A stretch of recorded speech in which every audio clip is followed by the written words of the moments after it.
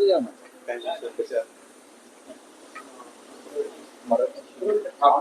काय हो?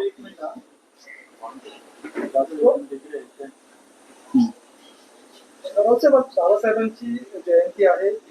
2015 रोजी साली हिंदू मिलच्या स्मारकाचा आंतरराष्ट्रीय दर्जा स्मारक उभारण्यासाठी भूमिपूजनाचा सोहळा झालेला. आज 2026 मध्ये होता. डॉक्टर बाबासाहेब आंबेडकरांचं स्मारक असेल किंवा अरबी सागरातलं छत्रपती शिवाजी महाराजांचं स्मारक असेल,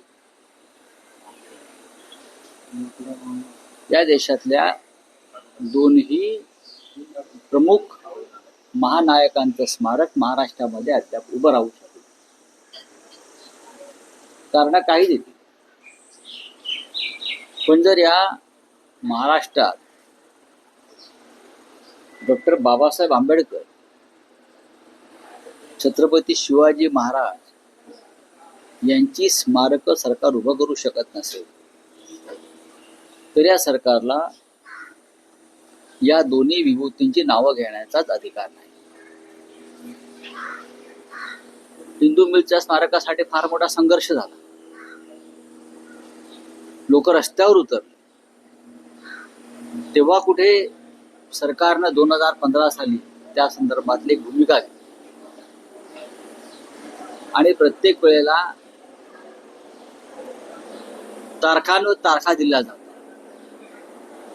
एकदा राज्याच्या मुख्यमंत्र्यांनी पत्रकार परिषद घेऊन स्पष्ट केलं पाहिजे की महाराष्ट्रातल्या अरबी समुद्रात छत्रपती शिवाजी महाराजांचं स्मारक कधी होईल आणि हिंदू मिलमधलं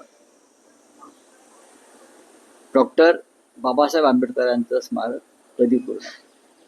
या सरकारला खेळांची मैदानं ताब्यात घेऊन ती बिल्डरांना विकून त्यावर 5 स्टार हॉटेल्स आणि मॉल्स बनवण्याच्या योजना तातडीनं पुढे नेत आहेत. पण डॉक्टर आंबेडकरांचं स्मारक, महामानवांचं स्मारक, छत्रपती शिवरायांचं स्मारक पूर्ण करता येत नाही. आता कारण दिलं जातं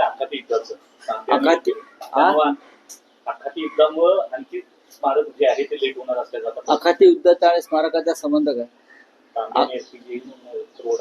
म्हणजे आखाती युद्ध जे आहे हे आता साधारण 35 दिवसापूर्वी सुरू झालं. तुम्ही 35 दिवसापूर्वी सुरू झालेल्या आखाती युद्धाचं खापर स्मारक पूर्ण होत नाही त्या संदर्भात कसं काय फोडू शकता? नरेंद्र मोदींनी सांगितलं आखाती युद्धाचा भारतावरती काही परिणाम होणार नाही. मग तरी फडणवीस असं कसं काय? फडणवीस मोदींचा अपमान करतायत. आखाती युद्धाचा भारताच्या जनजीवनावरती, कामकाजावरती काही परिणाम होणार नाही हे जर देशाचे प्रधानमंत्री सांगतायत, मग आखाती युद्धाच्या निमित्तानं डॉक्टर बाबासाहेब आंबेडकरांचं स्मारक कसं काय थांबू शकतं? कठीण आहे. त्यासोबत तुम्ही एक पत्र लिहिलं आहे मुख्यमंत्री देवेंद्र फडणवीस यांना विदर्भातल्या एका खाणीच्या संदर्भातले लॉईड खाणी आहे. नाही, असं असंख्य खाणी प्रदूष विदर्भामध्ये ज्या पद्धतीनं खाण उद्योगानं उत्पात माजवलेला आहे. 4 दिवसापूर्वी माझ्याकडे एटापल्ली तालुक्यात असंख्य राजकीय सामाजिक कार्यकर्ते आले आणि त्यांनी त्यांची वेदना मला सांगितली की ही जी लॉईड स्टील नावाची कंपनी आहे ही भारतीय जनता पक्षाची जणू काय भागीदार असल्याच्या पद्धतीने तिथे उत्पात मागवतात. पाण्याचे झरे, तलाव याच्यामध्ये खनिज मिश्रित संपूर्ण केमिकल जात आहे. लोकांना प्यायला पाणी नाही. तिथे जो चिखल झालेला आहे त्याच्यामध्ये गुरं अडकून मरतायत. त्यात 7 गायी मेल्या, गोमाता. त्यानंतर शेतीचं नुकसान होतं मोठ्या प्रमाणामध्ये आणि संपूर्ण प्रशासन ते विकलं गेलं असल्यामुळे या खाणींच्या ज्या मालकांच्या तक्रारी कोणी घ्यायला तयार. त्याचं कारण हे जे उद्योग आहेत या उद्योगांनी सत्ताधारी पक्षांना मोठ्या मोठ्या देणग्या दिलेल्या आहेत आणि इतर राजकीय पक्ष त्यांच्या पेरोलवर आहेत. माझी मागणी आहे की ताबडतोब त्यांचा परवाना रद्द केला पाहिजे. कुठे आहे तुमचं पर्यावरण मंत्रालय, पर्यावरण खातं? सांगा ना मला. झाडं तोडली जात आहेत त्या भागामध्ये खाण उद्योगाच्या नावाखाली. तुम्ही जो नक्षलवाद संपवलेला आहे असं म्हणताय, तो काय या खाण उद्योगाला मोकळं रान देण्यासाठी, खाण उद्योगासाठी नक्षलवाद संपवला की जनतेसाठी संपवला? नक्षलवाद्यांचा त्रास हा अशाच उद्योगांना होता जे जनतेच्या छातीवर बसून असे उद्योग निर्माण करत होते. त्यांचं आणि या लोकांचं भांडण होतं. आता जर तुम्हाला देवेंद्र फडणवीसांना जर खरोखर शेतकऱ्यांची, सामान्य जनतेच्या स्वच्छ पाण्यासंदर्भात काही जाणीव असेल तर त्यांनी अशा प्रकारचे पाणी गढूळ करणारे, पाणी विषारी करणारे, शेत जमिनी खतम करणारे जे उद्योग आहेत त्या संदर्भात कठोर भूमिका घ्यायला पाहिजे. एका उद्योगाकडून देणग्या घेऊ नका ना, जनतेला वाचवा. दिवंगत आशा भोसले यांनी आणि दुसरा अत्यंत महत्वाचा विषय म्हणजे कशा पद्धतीनं अशा उद्योगांसाठी सरकार पायगडा आहे. एकनाथ शिंदे डेप्युटी सीएम, बरं का, यांनी जे नवीन धोरण काय इंटिग्रेटेड स्पोर्ट्स पॉलिसीच्या नावाखाली मुंबईसह महाराष्ट्रातली प्लेग्राऊंड्स, मुलांना खेळण्यासाठी जे प्लेग्राऊंड्स आहेत त्या प्लेग्राऊंड्समध्ये 30 ते 40% जागा बिल्डरांना देणार. Hotels, 5 star hotels, malls, clubs असे निर्माण करणार आणि मग त्यातून हजारो कोटी रुपये जमा करणार आणि ते परत आमदार खासदार विकत घ्यायला लावणार. मुलांची प्लेग्राऊंड खायची वेळ आली का तुमच्यावरती? काय करतात देवेंद्र फडणवीस? मुलांच्या मैदानावर तुम्ही आता डोळा ठेवताय? काय चाललंय का या राज्यामध्ये? आज तुम्ही मुलांचे प्लेग्राऊंड म्हणजे खेळायची आणि मनोरंजनासाठी राखीव ठेवलेल्या जागा घेताय. म्हणजे आमच्या शिवाजी पार्कला तुम्ही 5 स्टार हॉटेल बांधणार? राज ठाकरेंच्या घरासमोर, वीर सावरकरांच्या स्मारकासमोर, बाळासाहेब ठाकरेंच्या स्मारकासमोर, जिथे संयुक्त महाराष्ट्राचं मुहूर्तमेढ रोवली त्या शिवतीर्थावरती सुद्धा प्लेग्राऊंडच आहे म्हटलं तर. मग तुम्ही एकनाथ शिंदे तिकडल्या 30% जागेवरती कोणत्या 5 स्टारच्या मालकाला, कोण त्यांच्या तो ठाण्यातला आहे ना एक बिल्डर, कोणती त्यांचा पार्टनर, काय त्याचं नाव, अशर लोढा, यांना तुम्ही शिवतीर्थावरती 30% जागा 5 स्टार हॉटेल देणार आहे? आझाद मैदान 5 स्टार हॉटेल बांधणार आहे? परळचं कामगार मैदान, नरे पार्क, जांभोरी मैदान, इकडे एकनाथ शिंदे आणि देवेंद्र फडणवीस पार्टनरशिप मध्ये 5 स्टार हॉटेल बांधणार आहेत. कुपरेज मैदान, ठाण्याचं सेंट्रल मैदान, गावदेवी मैदान, काय सांगा ना. उद्या वानखेडे स्टेडियम वरती सुद्धा जागा जास्त आहे म्हणून 5 स्टार हॉटेल बांधतील हो. त्याच्यामध्ये राज्याच्या मुख्यमंत्र्यांनी भूमिका स्पष्ट केली पाहिजे. नाहीतर या महाराष्ट्रातल्या मुलांना आणि पालकांना मैदान वाचवण्यासाठी तुम्हाला किती खायचं आहे, किती खाणार आहात तुम्ही आणि कुठे घेऊन जाणार आहात तुम्ही, कशा करता चाललंय सगळे? तुम्ही आता मुलांच्या मैदानापर्यंत आलेला प्लेग्राऊंड, ही अत्यंत गंभीर गोष्ट आहे. प्रधानमंत्र्यांचं न खाऊंगा न खाणे दूंगा हे धोरण महाराष्ट्रात लागू नाही असं दिसतंय. देवेंद्र फडणवीस आणि एकनाथ शिंदे हे मिळून खात आहेत. हे मला दुर्दैवानं सांगावं असं वाटतंय. जे सुरजागडच्या खाणी संदर्भात मी आता बोललो तेच मी इथे बोलतोय. ही कसली पॉलिसी आहे, कसलं धोरण आहे, काय आहे? उद्या माझ्या घरासमोर लहानसं हे आहे, जागा आहे, हेही घेतील नाही म्हणजे इथे 5 स्टार बांधा. बरोबर नाही. आता आपण जो पंचतारांकित हॉटेलचा मुद्दा मांडला, जे निर्णय तातडीने घेतला असं आपण म्हणतोय, आणि त्यातच दुसरीकडे दिवंगत आशा भोसले यांनी हयातीमध्ये मुंबईत संगीत अकादमी सुरू होण्यासाठी पत्रव्यवहार केला होता. हे आता मृत्यूनंतर होईल. आता आपल्या देशामध्ये एक प्रथा आहे, जिवंतपणे गायीची पूजा करायची नाही, मृत्यूनंतर अंत्ययात्रा काढायची आणि घोषणा करायची. लता दीदीच्या बाबतीत तेच झालं. त्यांच्या मृत्यूनंतर त्यांच्या नावानं एक संगीत विद्यापीठ सुरू केलं. आशाताईंच्या मृत्यूनंतर आता त्यांना कदाचित भारतरत्न सुद्धा देतील मृत्यूनंतर. अत्यंत निर्दय आणि निर्घृण सरकार आहे. यांना कसली कला, संस्कृती आणि संस्काराची काही यांना जाणीव नाहीये. रावसाहेब, एक विषय होता की अशोक खरात प्रकरणात अंजली दमानिया रोज नवे खळबळजनक खुलासे करता आहेत. याआधी CDR त्यांनी जाहीर केला आणि त्यामुळे खळबळ माजली होती. अनेकांची नावं त्यात होती आणि मुख्यमंत्र्यांनी म्हटलंही की हा CDR त्यांच्यापर्यंत कसा आला याची आपण चौकशी करू. आता आणखी त्यांनी एक इशारा दिलाय. उद्या त्या पत्रकार परिषद घेत आहेत, ज्यात अनेक IAS, IPS शासकीय अधिकारी जे प्रमोशन संदर्भात होते, आणखी काही व्यवहारासंदर्भात होते आणि अनेक मोठे राजकीय नेते ज्यांचा अशोक खरात यांच्याशी कसा संबंध आहे, अशोक खरात यांना कसा राजाश्रय मिळाला याचा पत्रकार चांगलं आहे. परिषदेत खुलासा करणार नाही, आहेत. करू द्या ना, पण त्यांनी काही नावं जाणीवपूर्वक वगळू नये. काही नावं जाणीवपूर्वक वगळू नये, नाही त्या रिकाम्या जागा आम्हाला भराव्या लागतील जर वगळल्या गेल्या तर. त्या उत्तम काम करतायत, ठीक आहे. त्यांना मुख्यमंत्री कार्यालय योग्य मदत करत असेल, कोणाला तरी मदत केली पाहिजे. जे मुख्यमंत्र्यांना थेट करता येत नाही ते मुख्यमंत्री जर अशा माध्यमातून आपल्या कार्यकर्त्यांच्या माध्यमातून करत असतील तर तरी सुद्धा त्याचं स्वागत केलं पाहिजे.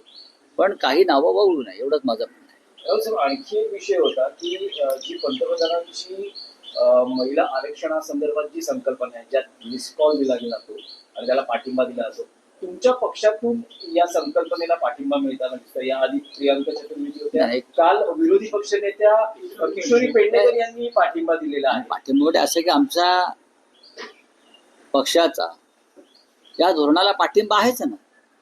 सगळ्याच पक्षांचा पाठिंबा आहे. फक्त ज्या पद्धतीनं डिलिमिटेशन होणार आहे त्या संदर्भात आम्ही चर्चा करू. पण महिला आरक्षण हा विरोधाचा विषय नाहीये. पण याचं श्रेय मोदींनी घेऊ नये. इतिहास घडवण्याचा ठेका भाजपने घेतलेला नाही. इतिहास घडवणार आहोत ना. इतिहास घडवण्याचे ठेकेदार आहेत का आपण? आपला ठेका आहे का? नाही ना. महिला आरक्षणाची पहिली मुहूर्तमेढ महाराष्ट्रामध्ये घातली गेली आहे शरद पवारांनी. शरद पवार मुख्यमंत्री असताना वारंवार मी सांगतो, महाराष्ट्र, ज्योतिबा फुले, डॉक्टर बाबासाहेब आंबेडकर, बरं का, छत्रपती शाहू यांचा वारसा हा महिला आरक्षणासंदर्भात फार मोठा आहे. महिलांना अधिकार मिळाले पाहिजे ही या राज्याची पहिली भूमिका आहे. त्याच्यामुळे इतिहास घडवण्याचा जो ठेका आज भाजपचे लोक घेऊन फिरतायत ठेकेदारी करत, ते चुकीचं आहे. हा आमचा आत्मा आहे. तुमच्याच पक्षातील महिला नेत्यांना काय वाटतं? कारण त्यांच्या पक्षातला महिलांचा विरोध असेल. चित्रा वाघ पुष्पगुच्छ घेतात आणि तुमच्या महिला नेत्यांना जाऊन भेटू भेटतात द्या. आणि आभार मानतात आणि ते फोटो येतात. भेटू द्या. काय झालं त्याच्यामध्ये? झाला एक कप चहा गेला असेल आमच्या दोघांचा. राजन, आणखीन एक SIT स्थापन झालेली आहे. 49 बड्या बिल्डरांकडनं म्हाडाचा घोटाळा झालेला आहे, म्हाडाच्या जागांसंदर्भातला. तर बावनकुळेंनी SIT स्थापन केली. त्यात सुद्धा काही बिल्डरांची नावं वगळलेली आहेत. काही बिल्डर जे भाजप धार्जिणे आहेत किंवा जे सरकारमध्ये आहेत त्यांची नावं त्यात नाही आहेत. बोलिये. सर, 3 सवाल है. एक तो नीतीश कुमार आज मुख्यमंत्री पद से इस्तीफा दे रहे हैं. दूसरा सवाल जो TMC के जो पॉलिटिकल देखते हैं, इंडिया कंपनी आईपैक के जो डायरेक्टर हैं उनको अरेस्ट किया गया है एंड चुनाव से कुछ दिन पहले. और तीसरा सवाल, सुप्रीम कोर्ट ने इंटरिम स्टे देने से मना कर दिया है जो 90 लाख वोटरों का नाम निकाला गया था. ये 3 सवाल. पहली बात है नीतीश कुमार जी का इस्तीफा मुख्यमंत्री पद का आज हो रहा है. अब राज्यसभा में आए हैं और फिर एक बार और राष्ट्रीय नेता बन गए. अब मुख्यमंत्री कौन बनेगा ये सवाल अभी भी है, कौन बनेगा. इतने दिन हो गए, अब तक मुख्यमंत्री का चयन नहीं हो पा रहा है. लेकिन जरूर हम दिल्ली में नीतीश कुमार जी का स्वागत करेंगे. राज्यसभा में बैठेंगे हमारे साथ. मार्गदर्शन के तौर पर उनके तरफ हम देखेंगे. बड़े नेता है, अनुभवी नेता है. जैसे कि अब वहाँ बहुत सीनियर नेता आए हैं कि देवे गौड़ा जी पहले से है, शरद पवार जी है, अब नीतीश कुमार साहब भी आए हैं. अच्छी बात है, स्वागत करेंगे.